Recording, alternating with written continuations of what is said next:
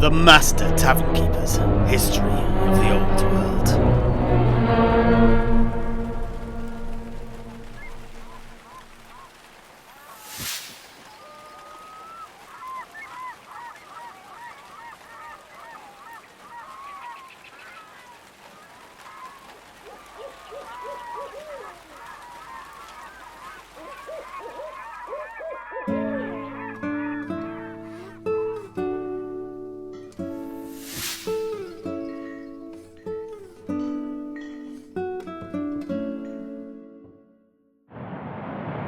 The smallest spark of doubt can ignite the biggest fire of fear. And so it was that after the discovery of the body of the great dragon Skaladrak and the recovery of the lost shard of the axe of Thorin the Crazed, the two slayers, Snorri and Strolvarr, began their return journey through the Darklands, back up to Peak Pass and then west until they reached the dwarf hold of Karak Kadrin. Now Septimus, if you could just dwarf hold on a moment there. Is that it? Well, yes. What do you mean? Strolvarr didn't go into much detail. It just seemed to be a lots of killing. Goblins, rats, etc. But nothing that particularly endeared itself onto his memory, so his retelling of this part was quite clipped. But the return must have taken another 3 or 4 months.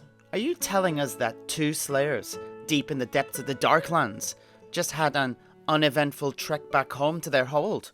No, that is not what I mean at all. And indeed, there was one particular set of experiences he had upon finally reaching the eastern entrance to Peak Pass that seemed to have left a mark on him.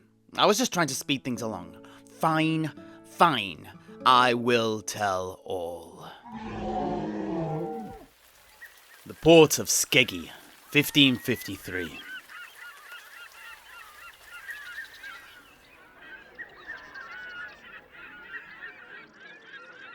So, we left the plain of bones, back through the secret tunnels that cut through the Ashridge Mountains.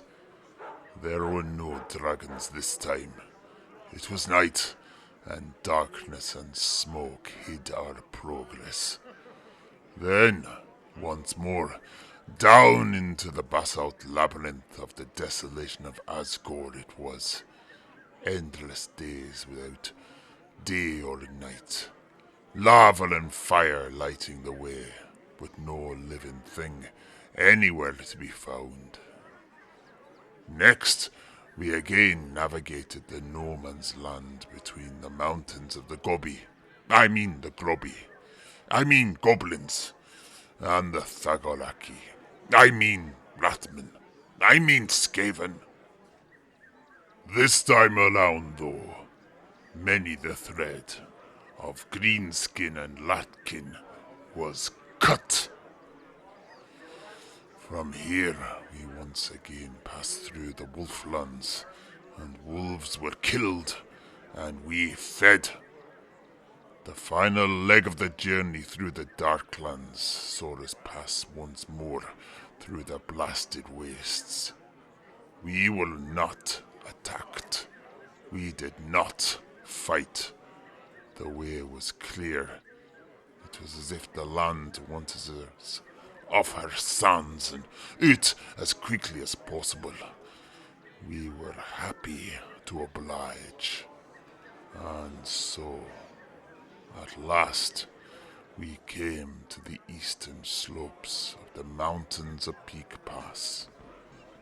I remember it clearly, for it was the start of a most peculiar series of events. Peak Pass, 1472.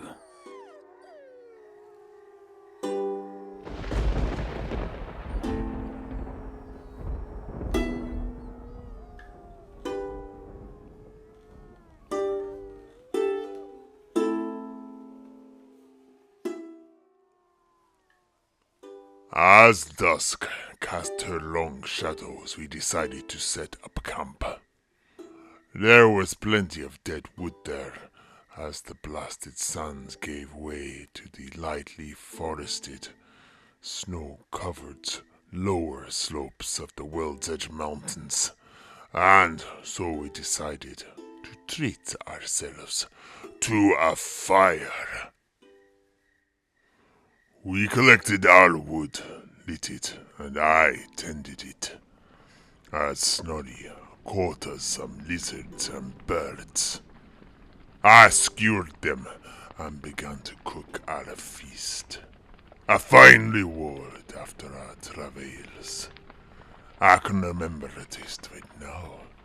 The oily fat trickling onto our beards as we spoke, joked, and laughed.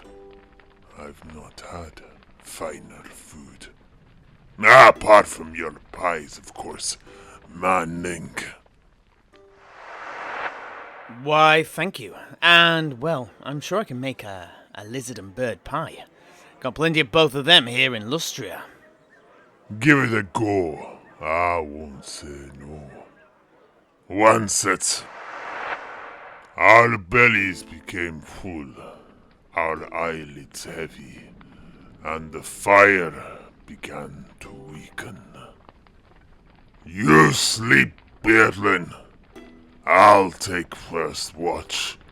I'll wake you when Gormelhun gets high. I'm sorry, Strolvarr. Gormelhun? What's that? It's what you call mansleep, Manlin. The old moon. The high moon. Once it. And so I slept to the sound of a crackling fire and the lullabies of the bugs and nocturnal birds of the World's Edge Mountains.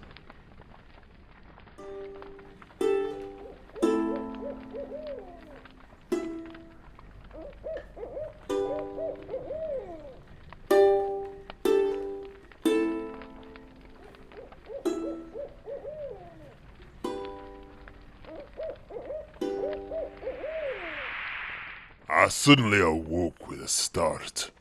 Snorri's hand covering my mouth. He quickly raised a finger to his lips and pointed out into the darkness. I followed his extended digit out into the night, directly beyond our campfire towards the pile of firewood we had collected. There was someone, something there. It was a black hooded figure. At first, I thought our fire was reflected in its eyes, but as I looked, I saw that its eye sockets were empty, apart from smoldering embers that slowly flickered into life. Flames lighting up what soon became apparent was a charred skull.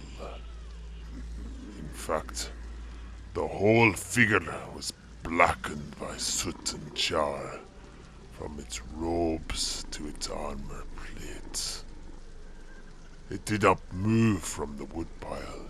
It simply stared at us as the fire in its eyes slowly began to spread and engulf the figure. I stood, unable to speak. The figure looked directly at me before pulling back its hood to reveal its bold, burnt skull.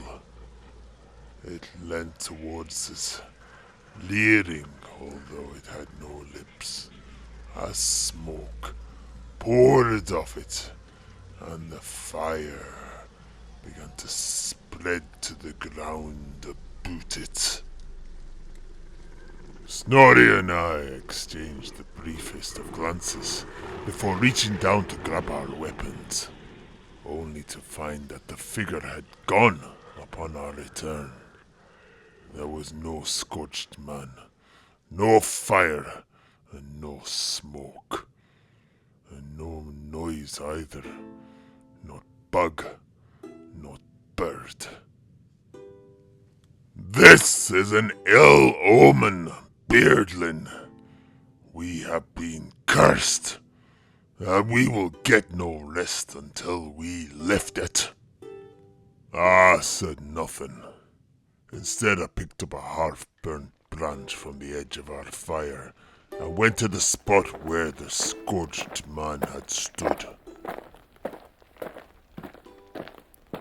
There was no sign of the fire that had covered the man. No mark upon the ground. No ash. Nothing but the coldness of the grave. Suddenly, the branch I held grew hot, as dancing flames ran up and down its length. I dropped it, instinctively kicking dirt over it to quench the flames. But as I did so, my foot struck something soft. By the gods! A body! The body of the burnt man! Someone always says that when I tell this tale. No, Manlin, it was not. It was a dirt-covered rag doll. A manling child's toy. Oh, I see. What happened next then? The fire on the branch suddenly went out, and the noises of the night returned. I went back to our fire and showed Snorri. Keep hold of that Beardlin if we're to shed this curse. I'd wager that that'll be the key. After that, I kept watch until dawn. Snorri slept. I could not.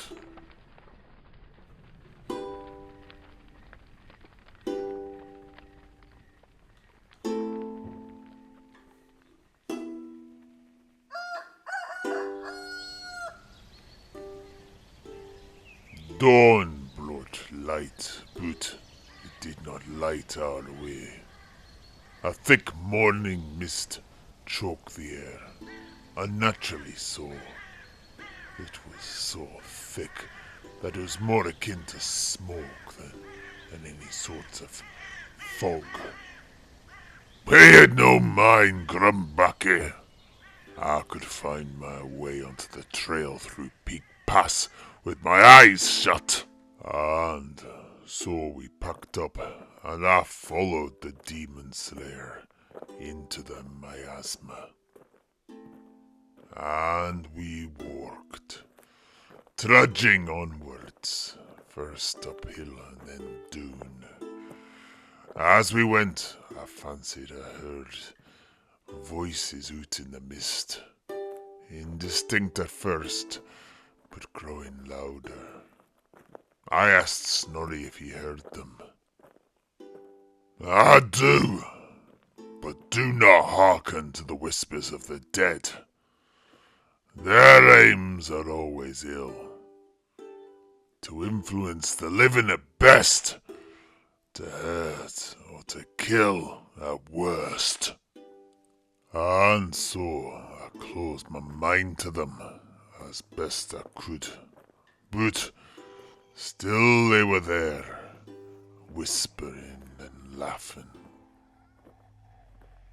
Suddenly, Snorri, who was walking ahead, stopped. I looked past him and saw a woman dressed in a blue, grey and white dress, a white cloth covering her head. She was surrounded by children, half hidden by the mist. Where are you going, Master Dwarf? Back to Cadrin, mistress, along the trail through Peak Pass. This is not the way. That is not the way. Down and down the slope and around, you'll find your trail. Snorri turned to me. I met his gaze, but When we looked back towards the woman, she, the children, and the fog had gone. We were stood upon a ridge, mere yards from the edge, and a fall that would have killed us. Snorri immediately laid down and moved to peer over the edge. Come, Beadlin, look! I think this may be how we remove this ghostly curse. He pointed downward, and I walked over to where he was. What was that? What did you see, Strolvarr? The dead, their cadavers, piled up and burnt.